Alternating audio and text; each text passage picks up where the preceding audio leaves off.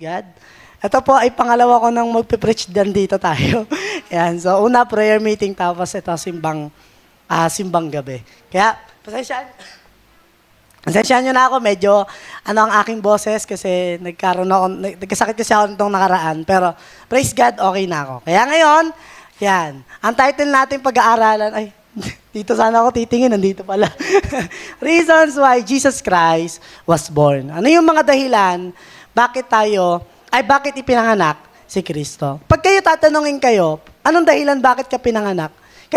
Para kanino ka pinanganak? Di ba kung sa kape, kanino ka, di ba? Kanino ka bumabangon? Ngayon naman, kanino ka ipinanganak? Di ba? Para kanino ka ipinanganak? Bakit ka sinilang dito sa mundo? Di ba? Si Jesus, maraming dahilan bakit ipinanganak siya rito. Di ba? Tayo po, na mga tao, ang unang dahilan bakit talaga bumaba si Jesus, para bigyan tayo ng kaligtasan, para bigyan tayo ng buhay na walang hanggan. At ngayon po, sa gabing ito, maiintindihan natin, akala natin siguro pag Pasko, o kaya naman pag Christmas, iniisip natin, ay pag Pasko, kailangan sama-sama pamilya, kailangan magkakabati-bati kami, diba? Kailangan sama-sama pagkainan, pag Noche Buena, kailangan nag-aantayan, diba? So yun yung iniisip natin na diwa ng Pasko, o kaya naman yung ginagawa pag Pasko. Pag Pasko ba, bigayan ng regalo, di ba? Pero yan kasi ay galing sa Panginoon, di ba? May mga reason ba't natin ginagawa yan. Pero yan talaga ay nakasanayan na natin ng mga Pilipino. Na kapag magpapasko, kahit wala pang Pasko, bare months, pumasok pa lang yung bare months, nararamdaman na natin yung simoy ng Pasko. Kaya pagpasok pa lang ng ang nauna, October, September. Pag pumapasok na yung September, ako, nung pagpatak ng bare months, nagpatugtog agad ako ng Pampasko. Natugtog ko agad, oh come, oh ye faithful, di ba? Di ba, may something nakakaiba kapag dumarating na yung Pasko. Pag alam nating malapit na yung Pasko, meron tayong something na nararamdaman sa loob-loob natin na masaya. Na hindi natin maintindihan, o kaya naman iniisip natin, ano ba yung saya na yon? Alam niyo po kung bakit? Kasi muli nating naaalala na merong ipinanganak dito sa lupa para iligtas tayo. Amen? Ako dati, ang ibig sabihin sa akin ng Pasko, pag Pasko, kailangan mo mamasko, kailangan may pera ka, di ba? Kailangan lumapit ka sa kahit hindi mo ninong, tsaka ninang, lalapitan mo. Di ba? Sino rito, walang ninong tsaka ninang, namamasko pa rin. Di ba? Ako kasi, hindi ako nabinyagan. Kaya wala akong ninong tsaka ninang. Kaya pagka Pasko, nakikisama lang ako sa mga tropa ko. Sama-sama ako. Nakapila ako, nasa likod nila ako. Pag binigyan na sila, nakaganyan na rin ako. So, dahil wala akong ninong. Akala ko dati ganyan ng Pasko, tapos mangangaroling ka, tapos madamot ka, mag-isa ka lang, di ba? Ayaw mo may kahati, mag-isa ka lang mangangaroling. Di ba? Sino naka-experience na? Ako, na-experience ko yun, di ba? Kasi yan ang Pasko na naaalala. O sino rito, kapag ka naririnig mo yung kanta ng ABS-CBN na ano ngayon? Nalimutan ko ito, Ano nga yung kanta na yun? Star ng Pasko. Hindi. Ayan. Di ba, pag naririnig natin yung kanta na yun, tapos naiiyak-iyak ka pa, no? Saya-saya ng panahon na yun. Di ba? Kasi yun yung mga unang panahon, ayun pa yung mga panahon na ang sigla-sigla ng Pasko, tama? Di ba? Yun pa yung mga panahon na kasi simula kasi nung pumasok na yung 2018 hanggang sa nag-2020, iba na yung simoy ng Pasko. Tama? Di ba? Nag-iba na yung atmosphere ng Pasko sa mga kabataan, sa mga tao. Kaya yung mga medyo matanda-tanda na ng kaunti, pag naririnig nila yung kanta na yon, kasi yun parang feeling ko po, yun yung huling kanta na talagang tumatak sa mga tao, na kapag naririnig nila yon, naaalala nila yung Pasko. Di ba? Kaya ngayong gabing ito, maiintindihan natin bakit may Pasko. Bakit tayo nagse-celebrate ng Christmas. Diba? Bakit natin kailangan i-celebrate yan? Kasi naalala ko noong nakaraan, may nag-comment sa amin, nag-post kami sa page ng Send the Light, NHA. Nag-post kami, nag-i-invite kami ng umattend sa simbang gabi. Tapos sabi doon, nag-comment, born again tapos may simbang gabi? Sabihin ko sana, pakay mo. Kaya ganunin ko sana, bibiruin ko sana. Pero naisip ko, oo nga no, ba't natin to ginagawa? Ginagawa natin to para maintindihan ng mga tao na merong Jesus Christ na nagbumaba dito sa lupa, nagpakatao, para iligtas tayong mga tao. Hindi to tungkol sa relihiyon, hindi to tungkol sa tradisyon na nakasanayan nating mga Pilipino. It's about Jesus Christ na bumaba dito sa lupa para iligtas ka. Amen? Hindi ito tungkol sa kung ano yung nakasanayan natin. Kaya tayo may simbang gabi, isipin nyo nga, nung panahon ni Jesus, o nung mga disciple ni Jesus, o nung panahon ng Acts Church, halos araw-araw sila nagtitipon, di ba? Pero tayo, once a year lang tayo araw-araw, tapos 9 na araw lang na sunod-sunod, di ba? Pero alam nyo po, kaya natin ito ginagawa, kaya tayo may ganito, kaya baka magtataka kayo, bakit may simbang gabi ang born again, ang mga Christian? Kasi dahil yan po ay way natin para alalahanin yung ginawa ng Panginoon para sa atin. Na-imagine na yung Diyos nagpakatao. Di ba? Nagpakatao siya. Alam nyo ba bakit nagpakatao si Lord? Bakit nagpakatao ang Diyos? Kasi tao ang nagkasala. Kaya si Lord nagpakatao siya para bayaran yung kasalanan ng tao. Kasi hindi pwedeng bayaran ng Diyos yung kasalanan ng tao. Ganun nag-effort si Lord na naging tao siya, nagpakatao siya, na dumaan siya sa sinapupunan ni Maria at ipinanganak dito sa lupa. Naging bata, naging binata, diba? Hanggang sa umidad siya ng 33 years old. Kasi dahil tayo ay bibigyan niya ng kaligtasan. Kasi siya yung kukuha ng kasalanan natin. Siya yung aako ng kasalanan natin. Kaya maraming nagtatanong, bakit ba kailangan pang bumaba ni Jesus dito sa lupa? Pwede naman niya tayong iligtas ng isang iglap lang. Wala namang imposible sa Diyos. Amen? Lahat kaya gawin ng Diyos. Kaya niya tayong iligtas ng isang iglap. Pero bakit hindi niya yung ginagawa? Bakit hindi niya yung ginawa? Bakit kailangan niya pang mag-effort, bumaba dito sa lupa para tayo bigyan ng kaligtasan? Para lang tayo maligtas? Kasi po tao ang nagkasala. Kaya tao dapat na magbayad. Kaya nagkaroon ng Christmas. Kaya meron Jesus Christ na bumaba dito sa lupa, nagpakatao, 100% God, 100% man, di ba? Para iligtas tayo. Amen? Para bigyan tayo ng buhay na walang hanggan. Kaya ngayon, bibigay ko sa inyo ang 10 dahilan bakit ipinanganak si Jesus dito sa lupa.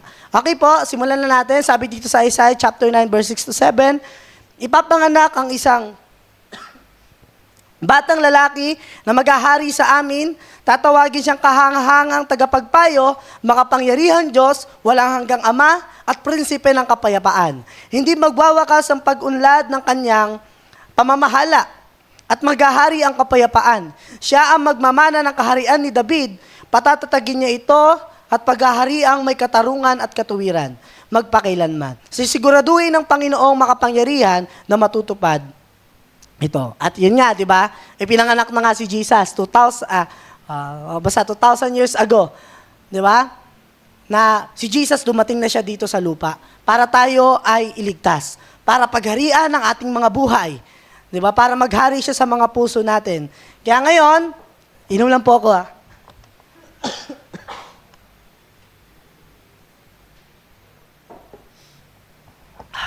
Sarap. Anong tubig nyo?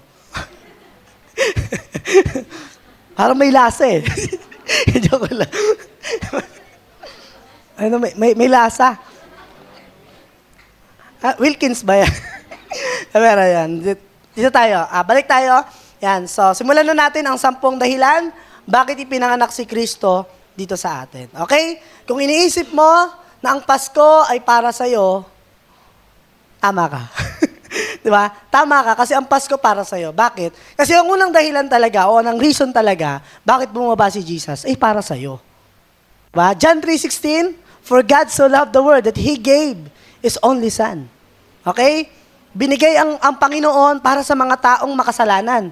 Ibig sabihin kasi, pag sinabi kasing world sa Bible, o pag sinabing, for God so loved the world, ang ibig po kasi sabihin ng world doon, ay sinner, o makasalanan. Kaya, kung ita-translate natin siya, for God so loved the sinner. Okay? That He gave His only begotten Son. Okay? Sino makasalanan? Wala? Lahat tayo makasalanan. Kaya ang Pasko para sa'yo. Kasi si Jesus, ibinigay siya para sa makasalanan, para magkaroon ng buhay at kaligtasan. Amen? Kaya ngayon, ibibigay ko sa inyo ang 10 dahilan bakit ipinanganak si Jesus? So, simulan ko na. Number 1, to do the will of the Father. Okay? Para gawin ang kalooban ng Ama. Bakit po bumaba si Jesus? Alam niyo po, Kaya si Jesus ipinanganak dahil yun ang kalooban ng Ama na mangyari. Nabigyan ng buhay at bigyan ng kaligtasan ng mga tao. At ano ba yung kalooban ng Ama? Bakit si Jesus bumaba dito sa lupa para gawin ang kalooban ng Ama? Kaya sabi dito sa John chapter 6 verse 37 to 38, ang lahat ng taong ibinibigay sa akin ng Ama ay lalapit sa akin. Hindi ko itataboy ang mga lumalapit sa akin. Sapagkat naparito ako mula sa langit, hindi upang gawin ang sarili kong kalooban. Sabi diyan, kundi ang kalooban ng aking Ama nagsugo sa akin. 'Di ba? Makikita natin 'yan doon sa Garden of Gethsemane. 'Di ba si Jesus nung time na nagpe-pray siya, na sinasabi niya na, Ama, alisin mo sa akin tong pasakit na 'to. Ayaw ni Lord. 'Di ba? Pinagpe-pray niya, pero anong sabi niya sa dulo? Pero kalooban mo ang mangyari at maganap. Kasi ano po yung kalooban ng Ama? Ang kalooban ng Ama, akuin ni Jesus yung kasalanan ng mga tao. Kasi mahal niya tayong mga tao. Okay? Mahal ng Panginoon ng bawat isa, kaya si Jesus po, ginawa niya yung kalooban. Salamat sa Panginoon, dahil nung si Jesus po ay nag-pray na alisin sa kanya yung cup ng suffering, ay yung kalooban pa rin ng Ama, yung gusto niya mangyari. Kasi ang kalooban ng Ama ay maligtas tayo. At merong magligtas sa atin. Kasi alam niyo po, wala pong ibang pwedeng makapagligtas sa atin, wala pong ibang pwedeng makapagdala sa atin sa kaharian ng Diyos, kundi si Jesus lang. Wala pong iba. Wala pong ibang solusyon sa kasalanan, wala pong ibang solusyon para magkaroon ng kaligtasan ng mga tao, kundi si Jesus lang. Okay po? Hindi po mga hayop na inaalay, hindi po mga tupa na pinapatay para lang mapatawad ng mga kasalanan ng mga tao. Okay po? Ang ginawa ng Panginoon, gawin ang kalooban ng Ama, nabigyan tayo ng kaligtasan sa pamamagitan ng pagbibigay ng kanyang sarili. Okay po? Sa pamamagitan po ng pagbaba niya dito sa lupa. Na siya ay naging tao, naging baby, sipin niyo yun.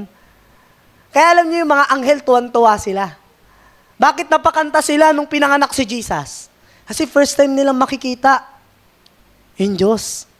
Di ba? Kasi never pala na nakita ang Diyos eh. Never pa na lang nakita yung appearance ng Diyos.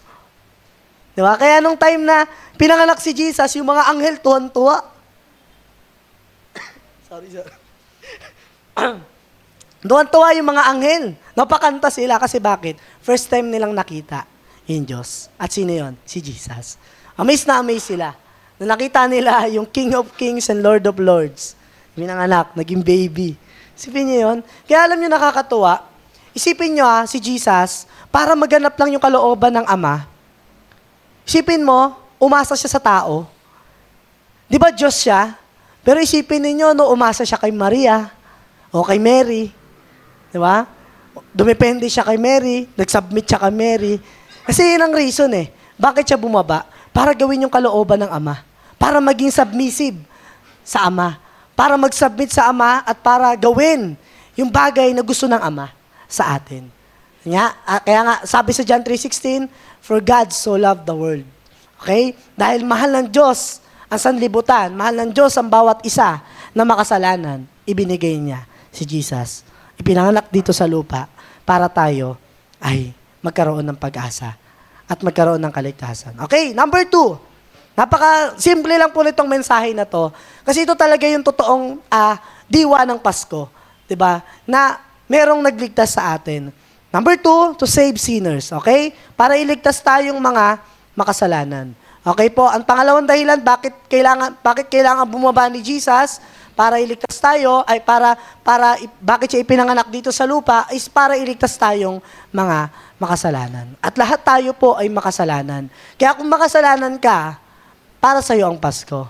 Kasi si Jesus o ang Panginoon ay bumaba para sa iyo.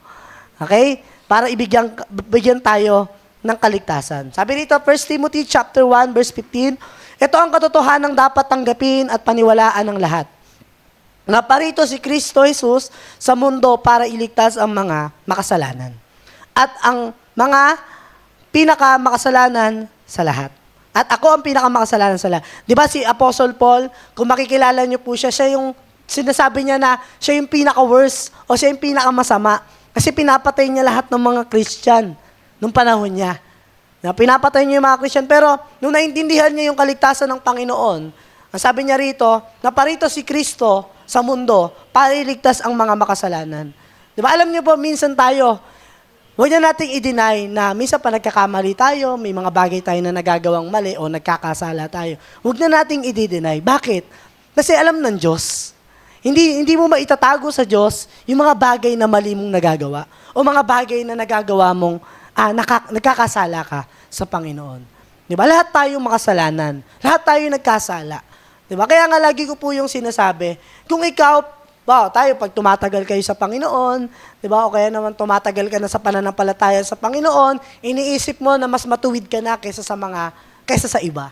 Di ba? Minsan iniisip na natin na mas mabait na tayo kaysa sa iba. Iniisip natin na mas banal na tayo kaysa sa iba. Lalong-lalo na kapag may mga bago, kaya naman may mga bago naliligtas, iniisip natin, mas banal tayo sa kanila kasi mas matagal na tayo. Hindi po.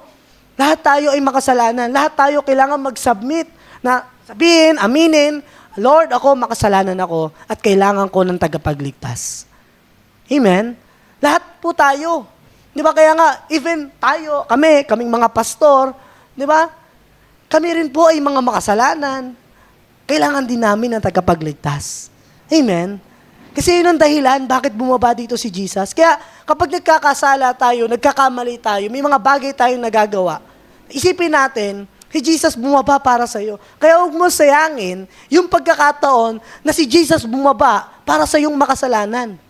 Huwag mo sayangin yung pagkakataon na yun. Di ba? Kaya nga pansinin niyo, si Jesus nung bumaba siya dito sa lupa, nung siya ay lumaki, at nung siya ay nagmi-minister na sa mga tao, sa mga pariseyo. Di ba yung mga pariseyo galit na galit sa kanya? Kasi hindi nila inaamin na sila may mali din sila. O hindi nila inaamin na makasalanan din sila. Di ba? Ang gusto kasi ng Diyos, kaya nga si Jesus bumaba siya para sa mga makasalanan. Di ba? Kaya lahat ng umaamin na sila ay makasalanan, lahat ng nagsasabi na ako, Lord, nagkasala ako, nagkamali ako, may pagkukulang ako sa iyo, di ba? Tinatanggap ng Diyos at hindi niya tinataboy. Bakit? Kasi inaamin mo na kailangan mo ng Savior. Amen? Na kailangan mo ng tagapagligtas. Na kailangan mo ng maglilinis sa iyo mula sa mga kasalanan. Amen? Lahat po tayo. Lahat tayo nagkasala. Lahat tayo makasalanan. At yung good news dito, si Jesus ipinanganak para sa iyong makasalanan. Amen? Di ba? Kaya, hindi tayo perfect, lahat tayo may mga pagkukulang, lahat tayo may mga pagkakamali. Pero ang galing ng Diyos. Kasi yung reason kaya siya bumaba, kasi dahil sa makasalanan. Di ba? Nakakatuwa na yung pagbaba ni Kristo, yun yung naging dahilan, kaya hanggang ngayon nandito tayo. Amen? Na tayong mga makasalanan ay malayang nakakalapit sa Panginoon at ang Panginoon na naglilinis at nag-aayos ng ating mga buhay. Amen? Kasi siya yung tagapagligtas natin. Siya yung naglilinis at nag-aayos ng ating mga buhay. Yan ang katotohanan na dapat natin tanggapin at paniwalaan. Okay? Na naparito si Kristo o si Jesus sa mundo para iligtas ang mga makasalanan. Hebrews chapter 9 verse 26. Dahil kung ang kailangang ulit-ulitin ng maraming beses sanang dagdusa si Kristo mula ng likhain ang mundo. Pero minsan lang siya naparito sa mundo para alisin ang mga kasalanan natin sa pamamagitan ng paghahandog ng kanyang sarili. Okay? Ginawa niya ito nitong huling mga araw. Okay po? Ano sabi dyan? Naparito na minsan ang Panginoon para alisin ang mga kasalanan natin. Isipin niyo yun, nag-effort ang Diyos, bumaba dito sa lupa para lang kunin yung kasalanan mo. Di ba? Meron na ba kayong kilalang ganon? Na bumaba, nag-effort para lang kunin yung kasalanan mo, akuin yung kasalanan mo. Ipinanganak siya para kunin yung kasalanan ng tao na kahit hindi naman siya nagkasala, o wala naman siyang pagkakasala, hindi man lang siya nabahira ng karumian, di ba? Siya ay dakilang Diyos, malinis na Diyos, pero isipin niyo, ipinanganak para lang kunin yung kasalanan natin. Di ba? Napakagandang balita. Kaya sabi diyan, yan. Yan. Minsan lang yung ginawa ng Panginoon para sa atin. Hindi na natin kailangan, kaya nga ang galing di ba? Yung Diyos talaga yung nag-effort sa atin Hindi tayo. Hindi tayo nag-effort, hindi tayo nagpakahirap, para maligtas tayo, siya mismo. Alam niyo yung isa sa pinakamasakit po. Nung time na si Jesus po, akala natin, di ba, isang part na masakit is yung, tawag dito, yung pinako si Jesus sa cross. Alam niyo, isa sa pinakamasakit at pinakamahirap na desisyon na ginawa ng Diyos nung ipinanganak siya dito sa lupa. Bakit? Kasi yung purpose niya, hindi lang para maging bata, hindi lang para maging natural na tao, kundi maging tagapagligtas. Napakabigat nun. Napakabigat na iniatang sa Panginoong Jesus. Nabababa siya dito sa lupa para iligtas. Ang bigat nun. Ang hirap po nun. Diba? At alam natin, at ang Ama, diba, akala natin, si Jesus yung naghirap, si Jesus lang yung nahirapan, pero alam niyo po yung Ama mismo, yung nahirapan. Nung time pa lang na ipinanganak si Jesus, isang bagay na yon na masakit. Kasi alam natin, alam ng Panginoon, alam ni Jesus, alam ng Ama, yung kahihinatnan niya pag lumaki siya. Sino rito nung ipinanganak ka, alam na agad yung future mo. Alam mo na agad yung mangyayari sa'yo. Di ba hindi? Di ba wala sa atin nung pinanganak tayo, nung sinilang ka, ay ako, inahele ka pa lang ng mama mo, sinasabi mo na, ako, magiging engineer ako. Di ba? Yun ako, paglaki ko. Di ba? O pagtanda, o kung di man lumaki, pagtanda na lang. Di ba? Pagtanda mo, di ba, meron bang ganon? Meron bang kahit magulang na magsasabi sa kanya na ikaw, ang purpose mo, kaya ka pinanganak, is para maging, natatawa ko yung nang sabihin. Para maging maging pastor. O, di ba? So ako nga, hindi ko alam na magiging pastor ako eh. Di ba? O, hindi mo nga alam na nandito ka na ngayon eh. Di ba? Hindi mo alam na darating ka pala sa point ng buhay mo, tatanggapin mo si Jesus, magkakaroon ka ng kaligtasan na nandito ka ngayon. Hindi natin alam. Di ba? Pero alam niyo si Jesus, di ba kaya nga nakaka-excite ang buhay ng mga tao? Kasi hindi naman natin alam kung ano yung mangyayari sa kinabukasan eh. Amen? Hindi natin alam eh. Kaya tayo, meron tayong, alam mo yun, pakiramdam na na-excite tayo. Kasi ano kayang next? Anong next? Anong next? Di ba? Ano kaya mangyayari sa susunod? Pero si Jesus, alam niya na. Pagtanda niya, alam niya na. Pag lumaki siya, alam niya na. Alam niya na magpapagaling siya. Alam niya rin na mamamatay din siya para sa mga makasalanan. Isipin niyo yun. Yung ending ni Lord, alam niya na. Nung nandito siya. Di ba? Na alam niya sa dulo, masakit yung dadanasin niya. At hindi madali. Di ba? Kaya tayo, nung pinanganak tayo, masaya ang mga magulang natin. Di ba? Pero yung Ama, sa langit, nung pinanganak si Jesus, iniisip ba natin, masaya kaya ang Ama? O masakit sa Ama? Di ba? Kasi kaisa-isa niyang anak yun eh. Kaya nga nung time na si Jesus pinako sa cross, isa sa pinakanahirapan, yung Ama. Isipin mo, makita mo yung kaisa-isa mong anak, pinaparusahan nang wala namang ginawang kasalanan. Di ba? Nahihirapan, umiiyak, alam mo yun, may mga latay, may mga sugat, pinagtatawanan, kinukutya, dinuduraan. Di ba? Masakit yun. Kaya ganon kadakila ang pag-ibig ng Panginoon. At yun yung reason bakit ipinanganak si Jesus. Na mamamatay siya sa krus at pagkakaroon ng kaligtasan ng makasalanan. Okay? Number 3, to bring light to a dark world. Okay? Para magbigay ng liwanag sa dilim. Okay? Kaya nga sabi, ang totoo daw talaga, ang wala daw talagang walang darkness. Ang lang ay wala lang liwanag. Absent lang yung liwanag. Okay? Kaya daw talagang darkness. Alam niyo po, minsan tayo sa ating ganon. Akala natin nabubuhay tayo o namumuhay tayo sa kadiliman. Pero ang katotohanan, wala lang sa atin yung liwanag. Ayun. Basta wala lang yung liwanag, di ba? Kaya may naalala lang ako, kaya natatawa ako. Kaya ngayon, di ba sa atin, akala natin, pag sinabi kasing light, it talks about hope. Okay? Ang sinasabi niyan ay pag-asa. Di ba sa isang kuweba, pag nakakita kayo ng kuweba, o kaya may isang tao na nakulong sa kuweba, pag nakakakita siya ng liwanag, di ba kasi sa kuweba, wala namang ilaw doon eh. Madilim. Pag nakakakita siya ng liwanag, o makakita siya ng liwanag, anong una pumapasok sa isip niya? Pag-asa. Di ba? Nagkakaroon siya ng pag-asa na meron pang lagusan, meron pa tayong tatakbuhan, meron pa tayong lalapitan. Kaya nung si Jesus po ipinanganak dito sa lupa, nung siya ipinanganak dito, nagkaroon ng hope, nagkaroon ng liwanag yung mga tao. Naisip nila, merong pag-asa, meron ng tagapagligtas, meron ng maglilinis sa atin sa ating mga kasalanan. Di ba? Kaya yung wise men, ganun sila katuwa nung pinanganak si Jesus eh. Di ba? Kaya naglakbay sila ng napakatagal na panahon para lang matagpuan, makita ang tagapagligtas. Nag-effort sila, isipin nyo, 2 years old na si Jesus nung dumating, di ba sila? Nung natagpuan nila si Jesus, bata na si Lord. But ganun sila katuwa. Nung nakita nila yung star, di ba? Yung Star of David. Nung nakita nila yung, di ba? Kaya nga tayo may Christmas, tawag doon, parol. Di ba? Ang ibig sabihin talaga niyan ay yung star. Star ng Pasko. Star, di ba? Yung star na sumisimbolo na dumating. Dumating na at ipinanganak na yung Messiah. Di ba? O yung tagapagligtas. Kaya yung wise men, nung nakita nila si Jesus, sobrang tuwa nila. Naintindihan kasi nila na meron na, may pag-asa na. Meron na magliligtas sa atin sa mga kasalanan. Meron na mag-aayos ng buhay ng mga tao. Malaya na tayong makakalapit sa Diyos.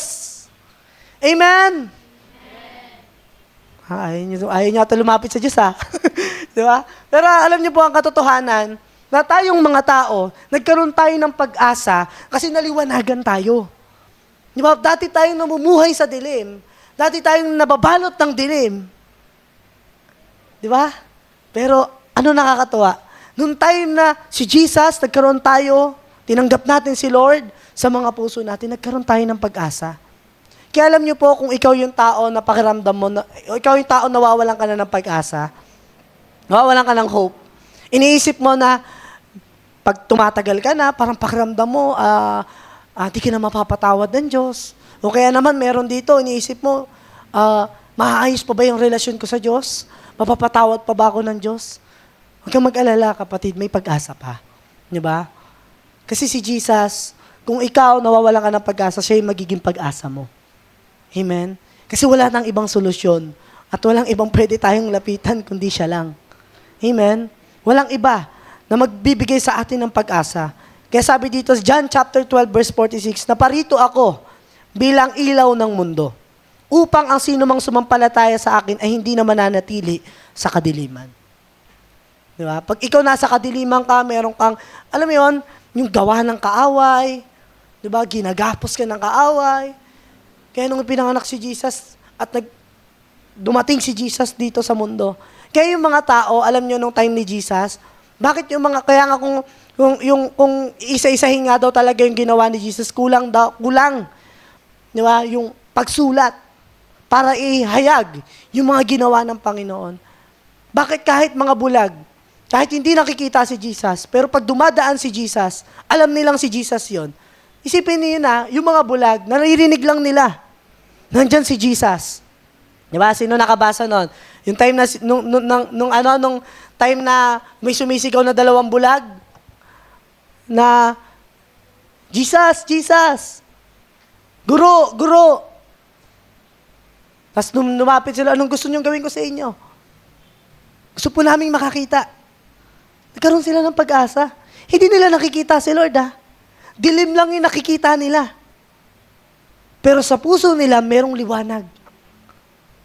Kasi bakit? Kahit wala silang nakikita, yung liwanag ni Kristo, kayang iparamdam doon sa mga taong nangangailangan ng pag-asa. Amen? Kaya nung time na yon, di ba, gumaling sila, nakakita sila. Nasa dilim sila, ha? Wala silang nakikitang liwanag. Pero naliwanagan sila na merong tagapagligtas at merong may kayang magpagaling sa kanila, di ba? Na akala nila hindi na sila makakakita. Pero salamat dahil dumating si Jesus, nagkaroon sila ng pag-asa. Nagkaroon sila ng liwanag sa kanilang mga mata. Nakita na nila yung katabi nila. Di ba? Ganito pala mukha ng katabi kong kapwa ko. Di ba? Kaya alam niyo po tayo, nakakala natin, wala nang pag-asa, yung mga buhay natin, huwag po tayo mag-alala. Di ba? Laging may pag-asa sa Panginoon. Siya yung laging, tandaan natin, siya yung liwanag ng mga buhay natin. Kasi tayo minsan, alam niyo yun, akala natin nasa dilim tayo. Yung totoo niyan, lumalayo lang tayo sa Panginoon. Di ba? Akala mo nabubuhay ka sa darkness, yung totoo niyan, wala lang talaga si Lord. Di ba? Pero ang katotohanan, pag alam mo yung salita ng Diyos, hindi ka naman talaga iniwan ng Diyos. Nagpapanggap ka lang na namumuhay ka sa dilim. Pero ang totoo, meron kang liwanag. Hindi mo lang tinitignan. Kasi nahihirapan ka. Kasi nahihiya ka. Kasi pakiramdam mo, nasisilaw ka. Di ba? Pero salamat, dahil ang Panginoon, di ba, siya yung pag-asa. Okay? Siya yung nagli-lift ng mga head natin. Siya yung nag-encourage sa atin. Di ba? Siya yung nagpaparamdam sa atin na dumating ako para sa'yo, nandito ako para sa'yo, hindi kita iniiwan, hindi kita pinapabayaan.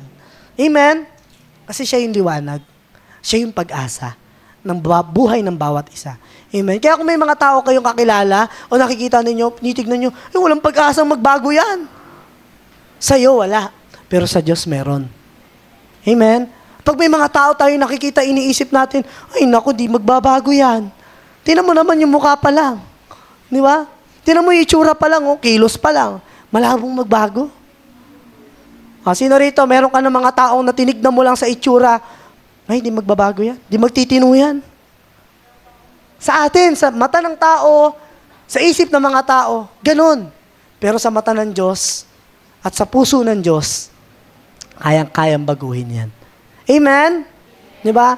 Kaya kapag may mga dumarating, pag may mga bago tayong nakakasama, lagi nating isipin, di ba, na sila may pag-asa. Diba? Kung ikaw nga, naligtas ng Diyos, ikaw nga nagbago sila pa kaya. Lagi niyong isipin ganon. Di ba? Kung ikaw nga naayos ni Lord yung buhay mo, kaya nga ako personally, pag naiisip ko yon, ako nga nabago ng Diyos, ito pa kaya? Kasi alam ko kung gaano ko ka-worse Alam ko kung sino ko doon Alam ko kung ano ko noon. Diba? Kaya alam ko, pag nakakakita ko ng mga taong makasalanan, nakakita ko ng mga taong wala pa sa Panginoon, ang naiisip ko kaagad, may pag-asa to. Ako nga Di ba? Ako nga binago ng Diyos Kaya sabi mo sa katabi mo, ikaw nga binago ng Diyos Di ba? Kaya may pag-asa. Walang limitasyon ng pagbabago ng Diyos sa mga tao. Amen? Kahit ikaw pa ang pinakamasama, kung iniisip ng mga tao sa paligid mo, wala silang tiwala sa iyo na magbabago ka, magtiwala ka sa Diyos. Di ba? Kasi siya ang pag-asa natin. Siya ang liwanag natin. Naparito ako bilang ilaw ng mundo. Okay? Si Jesus, parito para magbigay ng pag-asa sa mga tao. Okay? Number 4, to bear witness to the truth. Okay? Isipin natin, si Jesus dumating dito sa mundo para ipahayag ang katotohanan. Sabi dyan, John chapter 6 verse 51, ako ang tinapay na mula sa langit. Mabubuhay ang magpakailanman ang sino mang kumain ng tinapay na ito. Sapagkat ang ibibigay kong tinapay para magkaroon ng buhay na walang hanggan, ang mga tao sa mundo ay walang iba kundi ang aking katawan. Okay? Ay, hindi. Sorry. Pala yung binabasa ko. Sinabi ni Pilato, John chapter 18 verse 37, kung ganoon, isa kang hari. Sumagot si Jesus, tama ang sinabi mo na isa akong hari. At ang dahilan kung bakit ako ipinanganak at naparito sa mundo ay upang ipahayag ang katotohanan. Okay? Para ipahayag ang katotohanan, kasi pag tayo po, nung wala pa ang Panginoon, marami sa atin namumuhay tayo sa kasinungalingan. Namumuhay tayo sa mga maling katuruan, sa mga tradisyon, sa mga relihiyon. Diyan tayo nabubuhay noon. Pero alam niyo po ba, kapag ikaw natagpuan mo ang Panginoong Jesus, siya mismo ang magpapatotoo. Siya mismo ang magpapahayag sa iyo ng katotohanan. Okay? Malalaman mo ngayon totoo. Akala mo pangit ka, pero hindi pala. Di ba? Tama? Kasi ikaw pala, sabi pala ng Bible, you are fearfully and wonderfully made. Sa Tagalog nun, kilabot ka sa ganda. Nakakakilabot ang kagandahan mo. Kaya sabi mo sa katabi mo, nakakakilabot ka. Joke. Di ba? Nakakilabot ka. Pag ginawa ko, ginikilabutan ka ba? Nakikita mo siya? Di ba? Sino rito? Pag nakakita ka ng Nakakakilabot ang kagwapuhan mo, Gab. Di ba? Nakakakilabot ang kagandahan mo. Jess, di ba? Alam niyo po, pag alam mo yung totoo, ito, makinig po kayo. Salamat kasi dumating si Jesus. Meron nagpahayag sa atin ng katotohanan. Meron nagsabi sa atin ng katotohanan. Kasi alam niyo kung bakit? Kasi yun ang sabi ng Bible, the truth shall set you free. Okay? Ang katotohanan na magpapalaya sa atin, mula sa kasinungalingan, mula sa mga pandaraya ng kaaway, mula sa gawa ng kaaway. At salamat, dahil pag alam mo yung totoo, hindi ka na maluloko ng kahit sino. At hindi ka madadaya ng kahit sino. Amen? Di ba kaya nga pag sinabi ko, halimbawa si Aaron, alam mo ba ang totoo, babae ka? Di ba? Maniniwala kaya siya? Aaron, babae ka. Nung pinanganak ka, babae ka talaga. Hindi mo lang alam. Di ba? Nakalimutan lang nung magulang mo na babae ka. Di ba? Walang ganon. Kaya kapag tinanong ko si Aaron, babae ka talaga, di siya maniniwala. Bakit? Kasi alam niya yung totoo. Ano ka? Lalaki. Di ba? Lalaki siya. At hindi niya maludaya yun. At hindi niya maitatago yun kasi yun ang katotohanan. Amen? Kaya nga, di ba yung mga tao na kahit ano, iba, yung mga nagpapapalit ng katawan, lalaki talaga sila, pero pinipilit nila maging babae. Okay naman, pag babae, pinipilit maging lalaki. Di nila matatago yung katotohanan. Tama? Pwede nila sabihin, meron one time na bumibila ako ng tinapay sa Victoria. Meron doon. Sabi ko, akala ko naipit siya. Kasi si boses niya talaga, ano po yung China? Pinipilit niya, hindi ko naman matatago na. Uy, alam ko. Di ba? Pero yun ang katotohanan. Okay po? Pag alam mo yung totoo, hindi ka na madadaya. Kahit anong gawin mo, pag alam mo yung katotohanan, hindi ka madadaya. Amen? Kaya yung mga tao, pinipilit nilang mamuhay sa kasinungalingan kahit alam nila yung totoo. Di ba? Kaya tayo bilang mga Kristiyano, salamat sa Panginoon kasi napahayag sa atin ang katotohanan. Alam na natin ang totoo, na mahal ka ng Diyos, pinapatawad ka ng Diyos, patatawarin ka ng Diyos. Amen? Yun ang katotohanan. Confess your sin. He is faithful and just to forgive us and to cleanse us. Amen? From all unrighteousness. Pag alam mo yung mga sinasabi ng Panginoon, alam mo yung mga pangako ng Diyos, hindi ka na madadaya. Hindi ka na madadaya ng emosyon mo, hindi ka madadaya ng isip mo, hindi ka na madadaya ng mga tao sa paligid mo, higit sa lahat, hindi ka na madadaya ng kaaway mo. Hindi mo nyo. Kaya nung pinanganak si Jesus, di ba, gusto agad patayin. Di ba? Kasi, yun yung katotohanan eh. Ayun na yung katotohanan. Mahahayag na yung mga kasinungalingan. Kasi yun ang katotohanan na si Jesus, bumaba dito sa lupa, pinanganak dito sa lupa para ipahayag ang katotohanan. Okay? Kasi siya yung katotohanan. Okay? Kaya nung dumating siya na yung katotohanan. Kahit hindi siya magsalita, siya yung katotohanan. Jesus is the way, the truth. Siya yung truth. Di ba? Kaya yung mga tao, yung mga Pariseo, inis na inis sa kanya kasi pinapahayag niya yung katotohanan. Lumilitaw yung mga bagay na hindi totoo. Kaya kung gusto mo malaman yung totoo, at yung katotohanan, kaya nga, ito sa Pasko, di ba? Ngayong magse-celebrate kayo ng Pasko, ano yung katotohanan na dapat natin sineselebrate? Hindi ahawak natin, alak. Di ba? Kaya sino rito magpapasko na himalungkot? Sino rito magpapaskong malamig? Di ba? Alam mo, ang katotohanan, kapatid, hindi yan tungkol sa jowa mo, hindi yan tungkol sa pamilya mo, hindi yan tungkol sa kung sino yung kasama mo. It's about Jesus Christ. Amen? Patungkol yan sa Panginoon, kaya may Pasko dahil kay Jesus. Kasi kung wala si Jesus, wala kang regalo. Wala kang shoebox. Di ba? Di ba? Wala kang matatanggap na mga gift. Wala kang aginaldo. Walang Merry Christmas, we wish you a Merry Christmas. Walang sa may bahay. Di ba? Walang ganyan. Kasi, pag wala si Jesus, wala lahat ng yan. Okay? Kaya, ang katotohanan, si Kristo ang dapat nating sineselebrate pag Pasko. Siya yung inaalala talaga natin. Diba? Sa Kanya, nagpipray tayo, diba? Nagpapasalamat tayo sa Panginoon. Kaya nga sa Christmas Eve, Halagang, alam niyo yun, hindi man yun ang eksaktong araw na ipinanganak si Jesus, pero i-take natin yun as opportunity, di ba? Na pasalamatan ng Panginoon na bumaba siya dito sa atin. Okay, number 5, to give eternal life. Para bigyan tayo ng buhay na walang hanggan. Okay? At kanino nagmumula yung buhay na walang hanggan? Sa Panginoon. Kapag ikaw nanampalataya ka sa Kanya, magkakaroon ka po ng buhay na walang hanggan. Okay? Kasi yun ang dahilan. Bakit bumaba si Jesus dito?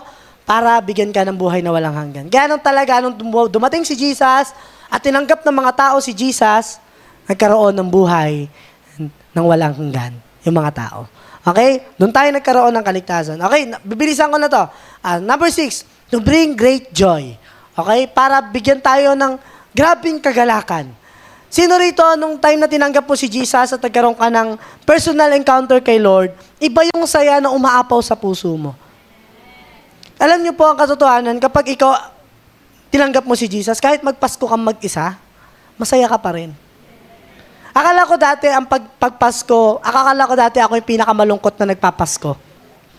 Kasi dati, lagi ako, sa amin, kasi nga, malayo ko sa pamilya ko, iniisip ko, wala akong kasamang magulang. Wala yung mga magulang ko, wala yung mga kapatid ko. Magpapasko ko, iba mga katao kasama ko. Akala ko ako yung pinakamalungkot. Kasi akala ko dati pag Pasko, sama-sama dapat ang pamilya, sama-sama dapat ang mga mahal mo sa buhay.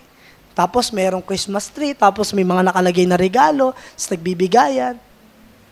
Pero alam niyo po, nung ako ay naging Kristiyano, kahit dati noon, alam niyo ni Pastor, di ba, na pag magpapasko, talagang excited ako umuwi sa amin sa Antipolo.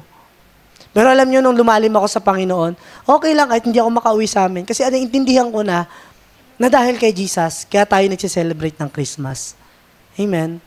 Di ba? Ang totoo niya, kapag ikaw meron kang Jesus, ikaw na yung pinakamasayang tao sa mundo. Kahit wala kang regalo. Di ba? Kahit walang bumati sa iyo, wala nakaalala sa akin ngayong Pasko. Wala mo lang bumati sa akin, Blessed Christmas. Bumati, ex-Christmas pa, ex-Mass. Tinamad pa. Di ba? Merry Xmas, grabe ka naman. Babati ka na lang, tinamad pa. Pero alam niyo po, yun yung totoo. Na kapag meron kang Jesus, kahit saan kang lupalop mapunta, dumaan man ang Pasko, kahit hindi Pasko, masaya ang buhay mo. Amen? Hindi yung, ano yung kanta na yung uso? Sana ngayong Pasko, diba? Ay maalala mo pa rin ako. Di ba? Kala mo, paano pag wala talagang nakaalala sa'yo? Di ba? Wala nakaisip. Ay, meron palang nag-aantay sa akin ngayong Pasko. Meron palang nakikare sa akin. Meron palang, kaya alam niyo ako, the first time, nung bata ako, nung bata ako, kasi nga wala akong ninong tsaka ninang, di ba? Never ako nakaka-receive ng regalo. Kaya, one time noon, yung hinahanguan ko ng itlog maalat, kasi titinda ako nung dati, nagulat ako, binigyan niya ako ng baril-barilan. Grabe talaga yung saya ko. Sabi ko, first time, kaya iningatan ko yun. Hindi ko pinapaputok yun. Di ba? Hindi. Di ba? Papaputokin ko yun. Simple. Talagang damang-dama ko. Trrrrt. Ganun yung tunog nun. Ganun yung ngawak ko nun. So, sobrang saya ko. Sobrang saya ko. First time yun ha. First time ko makareceive ng regalo. Tapos lumanda ako, lumaki na ako, hindi na ulit ako nakatanggap ng mga ganyan. Nung naging Christian ako, ang pinaka nagpasaya sa akin talaga, yung nalaman ko yung pag-ibig ng Diyos. Nung nalaman ko na si Jesus, grabe yung effort niya na bumaba dito sa lupa. Alam nyo, nung first time kong ma-encounter si Lord, first time kong maranasan si Jesus, prayer meeting namin yon sa NHA. Yun yung time na pinakamasayang parte ng buhay ko. Hanggang sa, alam niyo yun, kaya hanggang ngayon nandito ako sa harapan ninyo. Kasi nung time na yon, hanggang paglabas ko ng church namin noon, ang labas namin, nakangiti talaga ako.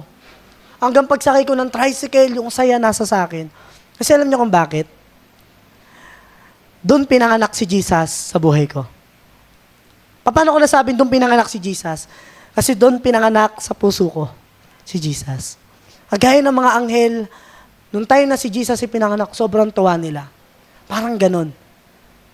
Parang ganun yung saya ko na si Jesus pinanganak niya sa akin. Nasa akin na si Jesus. Di ba? Kaya nga ang tanong dito, pinanganak na ba si Jesus sa puso mo?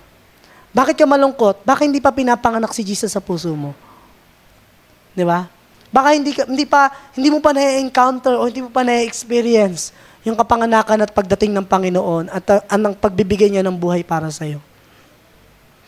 Kaya yung saya na yon, hindi mo malilimutan yun. Kaya kapag ikaw na-encounter mo si Lord, never mo makakalimutan yun. At ikaw na yung pinakamasayang tao sa mundo. Wala ka man ang lahat ng mga bagay na gusto mo. Wala ka mang pera.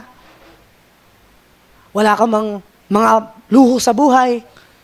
Ang totoo, masaya ka pag may Jesus ka. Dati akala ko makapagpasaya sa akin maraming sapatos. Pero hindi pala. Ang ngayon din kasi nanakaw. Pero alam niyo, totoo yun. Ang magiging satisfaction at pinakamagpapasaya lang sa'yo, ang Panginoon. Amen? Kasi pinanganak siya to bring great joy. Para pag umapawin ang saya sa puso mo. Okay? Kaya nga ito sa Isaiah chapter, Kaya sa Luke chapter 2, verse 10 to 11, diyan natin mababasa na yung tuwa ng mga anghel. Kaya nga yung kantang Silent Night, hindi talaga Silent Night yun. Kaya kahapon, ang kinanta dun sa tunasan, Silent Night, oh. Sakto yung message ko pa naman. Diba? Pero kasi yung totoo, hindi talaga silent yun. Nagkakantahan yung mga anghel. Tuwan-tuwa yung mga taong nakaalam na ipinanganak na yung tagapagligtas. Kaya nga nung time dumating si Jesus, grabe yung joy ng mga tao. Grabe yung joy ng mga pastol. Alam niyo yung mga shepherd? Sila, yung tinuturing kasi na pinakamababang klase ng tao, yung isa yung mga shepherd. Kaya alam niyo kung bakit sobrang tuwa nila. Isipin niyo yun. Kahit tinuturing sila na isa sa pinakamahirap o kaya naman pinakamababa na klase ng mga tao. Pero nung nalaman nilang dumating si Jesus, pinanganak si Jesus, sobrang tuwa nila. Nagdali-dali silang tumakbo sa sabsaban para makita yung Messiah. Amen? Kasi yun ang dala ni Jesus, kagalakan. Kaya kung malungkot ka, kailangan mo lang si Jesus. Amen? Kung walang saya dyan sa puso mo, akala mo si ganito, si ganyan na magpapasaya sa'yo, akala mo pag Pasko, pag wala kang jowa, di na masaya. Pag wala kang boyfriend, girlfriend, di ka na masaya. Diba? Pero ang totoo nun, masaya ang Pasko. Kasi yun ang dala ni Kristo nang ipinanak siya dito sa lupa. Okay, number 8. Number 7 na, to reign as king. Okay, pito na tayo sa pangwalo. At to reveal God's glory. Bibilisan ko na lang.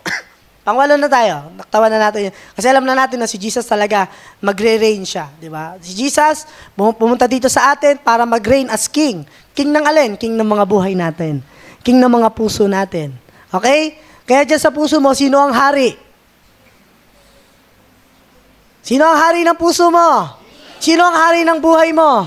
Si Jesus. Okay? Kasi si Jesus, He came to reign as your king. Okay? Na maging king ng buhay mo. Maging hari ng buhay mo. Okay, number 8. To reveal God's glory. Kaya alam niyo po, nung time na si Jesus talaga nandito siya, ito yung glory, ito yung ibig sabihin talaga ng glory ng Panginoon. Sabi rito, nagkatawang tao ang salita at namuhay na kasama natin. Nakita namin ang kadakilaan niya bilang isang anak ng Ama. Puspos siya ng biyaya at pawang katotohanan ng mga sinasabi niya. Okay? Alam niyo yung mga tao, pa nakikita talaga nila si Jesus, pag nakikita nila si Jesus, ang nakikita nila biyaya. Grace. Kaya si Jesus, favorite siya lapitan ng mga makasalanan. At gusto rin ni Lord lapitan yung mga makasalanan. Kasi ang nararamdaman nila, pa nakikita nila si Lord, nararamdaman nila yung biyaya ng Diyos. Amen? Kasi isipin nyo bumaba yung Diyos para sa atin.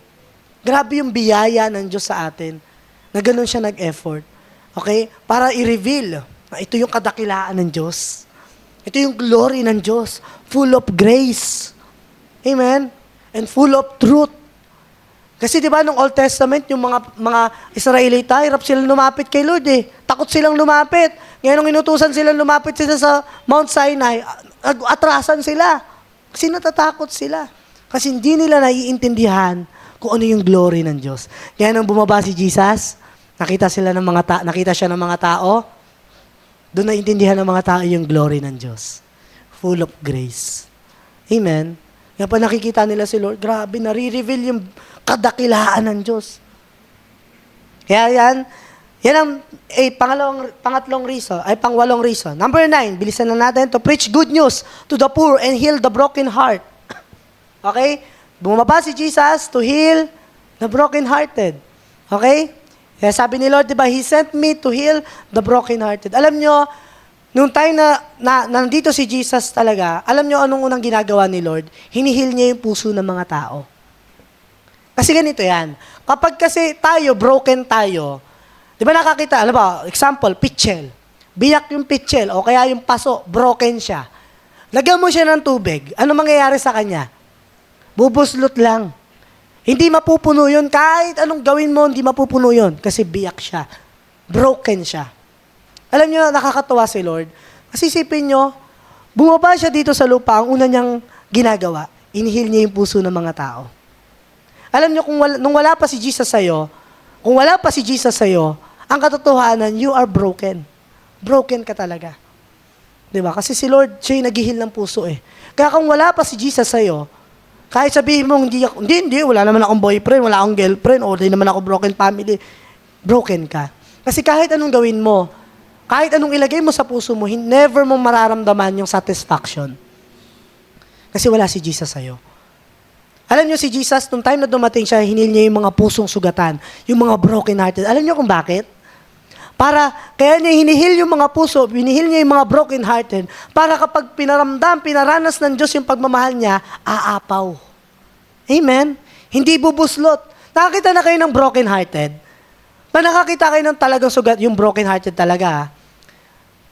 Kahit anong encourage gawin mo dyan, kahit anong sabihin mo dyan, alam mo, kaya mo yan, hindi niya ma-appreciate at hindi niya maiintindihan yun. One time, meron akong kaibigan, doon yun sa Bilibid banda. Meron kaming kaibigan babae, broken-hearted siya, binrake siya ng boyfriend niya. Tapos kami naman, magbabarkada, sama-sama kami doon sa bahay ng kaibigan ko. Nagulat kami sa kanya. Ini-encourage siya, hindi kaya mo yan, marami pang lalaki dyan, ganyan-ganyan. Di ba? Basta, ano sinasabi namin sa kanya, hindi niyo naiintindihan. Hindi niya intindihan yung nararamdaman ko. Ganon, hindi niya maintindihan yung mga sinasabi namin sa kanya. Hindi niya ma-appreciate yung mga tao sa paligid niya. Kaya alam niyo ginawa niya? Tumakbo siya sa sangkin, nagsisisigaw. Ah! Hindi niya maintindihan. Totoo yun, kahit anong sabi namin sa kanya, pinainom na namin na napakaraming alak, hindi pa niya naiintindihan. Ang sakit pa rin. Totoo yun. Nung naging Christian ako, naalala ko yun. Oo nga, kapag broken ka, kahit anong ilagay sa'yo, hindi ka mapupuno. Salamat kay Lord kasi He came to heal the brokenhearted. Para nang sa gayon, lahat ng mga broken na puso pag nabuo, pag binuhos ng Diyos yung pagmamahal niya, hindi yun basta mapupuno lang, aapaw yun. Amen? Aapaw yun, yung kagalakan, yung saya, yung kapayapaan, aapaw yun sa puso mo. Bakit? Kasi you are healed. Amen? Kasi magaling na yung puso mo. That's the reason why Jesus came. Amen? Okay, number 10. Dito na tayo sa pinakalas. Sige, punta ka na, Carl. And to reveal, to receive worship. Okay? Para tanggapin yung mga papuri ng mga tao at pagsamba ng mga tao. Alam niyo, sa dami ng ginawa ng Panginoon, sa dami ng dahilan bakit si Jesus pinanganak dito sa lupa, alam niyo isang pinakadahilan bakit siya pumunta rito sa lupa? Para yung mga tao malaya na makapagsamba sa Panginoon. Amen? Kaya di ba nung time na si Jesus, na merong isang Samaritano, nalimutan ko.